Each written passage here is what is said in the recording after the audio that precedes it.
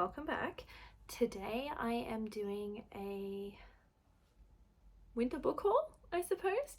As much as I would love to be able to do my monthly book haul, that is obviously not a possibility for me. I typically only buy a couple of books here and there, or honestly, like most people, don't have the funds to be able to buy so many books, which is totally fine. If I did, I would be doing that and I would be posting monthly, but I also like the idea of being able to do it seasonally, to be able to go, hey, over the last couple of months this is what I've bought. I just find it fun. Sometimes it fits the vibes. I'm assuming, you know, fall cozy mysteries and stuff.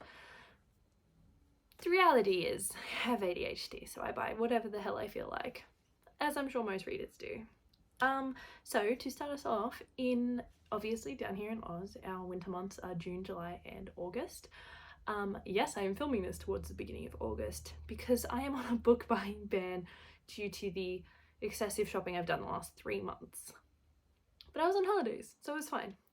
But I suppose to start us off with the month of June. So I only got 4 books in June. I actually got 4 books of manga. So I went to Sydney with some close friends of mine and I went into let me see if I can say this. Kinkunia? I don't think that's right, but it's a really beautiful bookstore that Sydney obviously has. It's huge. I got the collector's edition of Fruit Baskets, both in volume 1. Look how pretty these are. And volume 2. So I got those. I also got book 1 and 2 of Laid Back Camp. So I think that's book 1, yeah, book 1 and 2 of Laid Back Camp or Yuru Camp. I don't read heaps of manga. I obviously have a few. If I do read manga, I'm very lame and prefer something soft, comfy, slice of lifey. That being said, as much as I love Fruit Baskets, the more you read it, the more you understand maybe it's not exactly cute, adorable, comfy. There's kind of a bit of trauma there. But that is what I got in the month of June. In July, it was my 24th and my little sister's 18th. So my older sister and I took her on like a trip together and we visited a bunch of bookstores and bought a bunch of books. So the first ones that I bought was Assassin's Apprentice, Royal Assassin, and a Assassin's Quest. So this is the complete first trilogy of Robin Hobb's works. This is a Farsi trilogy. I have read Assassin's Apprentice before and really loved her work, really enjoyed it. So obviously when I was there and I saw all 3, I was like, I can't leave them behind, I need to get them. Been wanting an excuse to jump back into her world, and finally proceeding with reading the series seems to be like a really good way to do so. So I got those 3. Now, funny story with this, I inadvertently bought 5 copies. I bought 1 copy years ago as a gift to my dad, who I then borrowed it off, and then we both somehow managed to lose the book, which means I lost the book. And then last year I bought 2 copies, one halfway through the year, one at the end of the year, forgetting that I'd previously bought the copies because I wanted to read it again and get back into the series. And then in November of last year, I bought them all on my Kindle so I could read them when I went down to Tasmania for my brother's wedding. And then when I was in Sydney, I bought the whole series. Now imagine my surprise when I get home, reorganize all my bookshelves and find right at the back, crammed between all of my other fantasy books, 2 other editions. So 2 other copies. So my older sister and my younger sister now have a copy each and we can all read it together. But long story, sorry for that. I just thought it was kind of funny. I now have the Farsi trilogy by Robin Hobb. So I bought those in July. Now, I also got Pride and Prejudice by Jane Austen. It is one of my favourite novels of all time. Again, a book that my dad and I read together and got into together. This is my only paperback edition of this book. Yes, I have other editions. I specifically bought a paperback because I wanted something to destroy, something that I could, like, don't cry, read like this on the train. It's small enough to fit into my smallest handbag. I can take it with me everywhere. It's just like a little bit of something that I can read. If it falls in the bath, I'm not too stressed because it's a paperback. I do, however, have, I didn't buy these, but I want to show them to you. Pride and Prejudice as a manga edition from my little sisters bought that for me. I have this gorgeous pink leather bound edition. of Pride and Prejudice, and this edition that my dad gifted me quite a while back, which is absolutely beautiful. It's actually a much nicer blue than what's showing up on camera, and there's like illustrations on the inside as well. Wait, I'm gonna flick to one of my favorite ones. I think this is in chapter 1. They're all at the ball. How beautiful! Yes, so I have 4 editions of Pride and Prejudice. It is one of my favourites. It's the only Jane Austen novel I've read. I should probably read some more. But I just wanted something flimsy, floppy, something that I could like bend, read, scribble over if I felt like, dog ear. If I lose it, I'm not worried about it. So that's like the beginning of my June haul. Now, let's move on to the very exciting part. I am a big Tolkien lover. I've got really fond memories of Dad reading it to me as a child growing up, and to my siblings, both The Hobbit and the Lord of the Rings trilogy. And one of my favourite illustrators is Alan Lee. Now, if anybody knows Lord of the Rings, most of you will have heard of Alan Lee. He's an incredible illustrator and has done some incredible works, but he's actually collaborated quite a few times on illustrated editions of Tolkien. So I picked up The Hobbit and go, oh my god, look at this series. Look at this, look at the back of this book. I'm not done yet. Look at the cover of this hardcover. That green, that Viridian green with the gold is phenomenal. The map on the inside, I'm a map girly. I'm a map girly all the way. I'm a weirdo. If I read a book and there's a map, I'll go back to the map, I'll track where they're going, I'll scribble down things, I'll look at that and go, that should have taken them longer than a week, because I love a map. It's so pretty. I just like, it's absolutely stunning. One of the best editions. Oh my god. I'm sorry, I'm obsessed. I'm talking too much. But yes, I picked up an illustrated edition of The Hobbit by Alan Lee. While I was also there, I also picked up an illustrated edition of The Fellowship of the Ring, again by Alan Lee. So he's done quite a few collaborations with them, has done series, standalones, further stories, etc. But it's just so beautiful. I've actually been after these copies for quite a while. The trilogy is actually in a red hardcover, which again, super beautiful. I adore. So yes, I picked those up when I was in Sydney, and I was a very, very happy chappy. Anyway, they're super beautiful, and I'm very glad to have gotten those. Now, that was everything that I got in July. Now, August. So, by this time, I had finished reading The Fellowship of the Ring. I've actually been reading it and following along to Andy Serkis, who plays Gollum in the movies, reading it on Audible, which is incredible. His voice, his narration is really phenomenal. No, this is not an ad, but if you ever get the chance, I would listen to his readings of Lord of the Rings. It's just incredible, and I think even for people who struggle with Tolkien's style of reading, or writing, sorry, you would just really enjoy having it read to you by someone like Andy Serkis. Just the books, his voice is incredible, the book is incredible. Anyway, I'm sidetracking.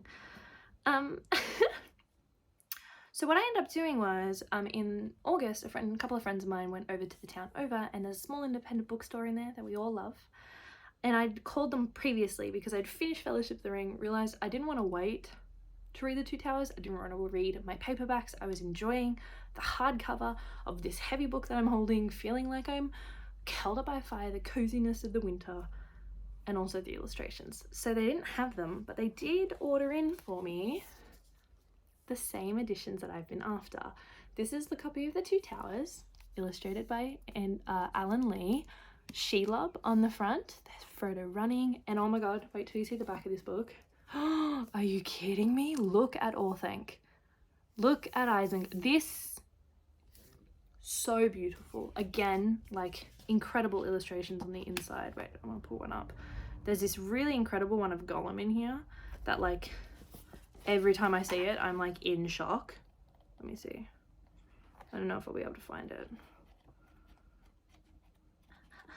I should have like tabbed it. I just finished reading this, so no, I'll show another day. Anyway, it's absolutely beautiful, incredible. I actually think this might be one of my favorites. I love Orthanc, I love Isengard, I love Saruman, which I know is controversial, I assume, but I think he's an incredible character. But yeah, just absolutely beautiful. And of course, considering how quickly I finished the Fellowship of the Ring, which was in the space of about 3 days, I also knew I'd finish the Two Towers quickly, so I ordered The Return of the King as well. This copy is a big boy, super, super chunky. I think it's the biggest book of all 3. Just, again, absolutely incredible illustrations. Obsessed. So, with that, I now have, oh my god, they're very heavy, as a really lucky human. Look at them, The Hobbit, The Fellowship of the Ring, The Two Towers, and The Return of the King, and they are all stunning. So, now, you would think that would be the end of Tolkien, as they are probably one of his best known works. But of course, I decided to go pick up the books that I'd ordered before looking at the rest of the bookstore. So once I paid for my books, and I had my editions, and I was happily trotting out, I was like, oh, I should just check out what else they have. And then to my surprise, they also have The Fall of Numenor by J.R.R. Tolkien, edited by Brian Sibley, illustrated by Alan Lee. Again, another Alan Lee illustrated edition. I was effing thrilled, if I'm being honest. These ones have the most beautiful black hardcovers. Stunning. Again, illustrated all throughout here. Like, look at the front of this. That is just, oh, absolutely incredible. So, again, absolutely thrilled. I have another illustrated book to add. Now my next book, this is my final Tolkien book, and this was not a purchase in winter. This was actually a purchase probably 1 or 2 years ago. However, I forgot that I had it. Not that it was on my shelves, but that I had it. I kept a few books at my dad's place because I don't have enough space here at the time. I've since decluttered a lot, and we were going through some of his books because he was moving, so I needed to see which ones I wanted to keep where I am. And I found The Fall of Gondolin by J.R.R. Tolkien, edited by Christopher Tolkien, illustrated by Alan Lee. Again, another illustrated edition. Just, it's like the universe was honestly talking to me. This one, again, is a black hardcover with the gold inlay on the spine. These are absolutely beautiful and have some of the most beautiful, like, honestly, some of the most beautiful artwork. Like, look at this. Just absolutely stunning. I'm honestly thrilled. Sorry, I sound a bit gobsmacked, but because, like, how could I not be? This illustrator that I adore has all these editions. So, for the full picture, I think it's gonna have to be my watermark. Not my watermark, what do they call it? I don't know. The screen grab at the beginning. All of these Tolkien books. Oh, and they're all so beautiful. Okay, I promise, that is the end of Tolkien. So, still in the month of August, I also got, let's start with these ones. So, when I picked up The Fall of Numenor, I also picked up Ship of Magic, the first book in the Live Ship Traders trilogy by Robin Hobb. Again, I adore Robin Hobb's writing. I'm so excited, and Peruse Project is one of them, and a couple of other people that I follow on BookTube have suggested, and I think stated Live Ship Trader is one of their favourites of the Robin Hobb series so far. And ships being alive sounds incredible. It's all about the merchant trade. Doesn't matter, I'm not going to talk about it, it's just a haul. But yes, so I picked up the first one and I ordered the other 2, so they should be on their way sometime soon. But yes, I picked up this one as well. Again, gorgeous copy. I like a good paperback, I love. But yes, so I picked up that one, which I'm very excited about. My Robin Hobb collection is slowly growing. I still don't have more books of her writings that are different than the amount that I have of Assassin's Apprentice. But besides that, the next set of books I got, I actually found at like Kmart In Australia, it's like a big, I don't know, general store type of situation. And my little sister recommended these to me. This is Before the Coffee Gets Cold by Kawaguchi. It's a Japanese bestseller. I started reading it like immediately and I'm actually really enjoying it. I just think it's a really interesting concept. And yeah, I'm honestly just really enjoying that. And when I picked it up for only $12, they also had Before the Coffee Gets Cold, which is the second, and Before Your Memory Fades, which is the third. So I have all the books that are out so far. Of these ones, I'm really enjoying it so far, so I'm excited to keep going with that one. My little sister did have to break it to me that there's actually a fourth book that I will have to purchase. Thankfully that doesn't come out till September, so I have a little bit of time. Anyway, the final series that I brought, because yes, it is a full series, just for some background on this, I have read the first book of this trilogy before. A cafe in my hometown has like a book swap, a book exchange bookshelf. So you can kind of take any book off the shelf, and the intention is obviously you pass it on, you put another book back there, or you can kind of just take one, put one back eventually. And I grabbed The Poppy War by R.F.Kuang and loved it. Couldn't find the other two copies at the time. It was mid-pandemic and it felt like everybody was reading it and I didn't have money to spend that much money on the sequel.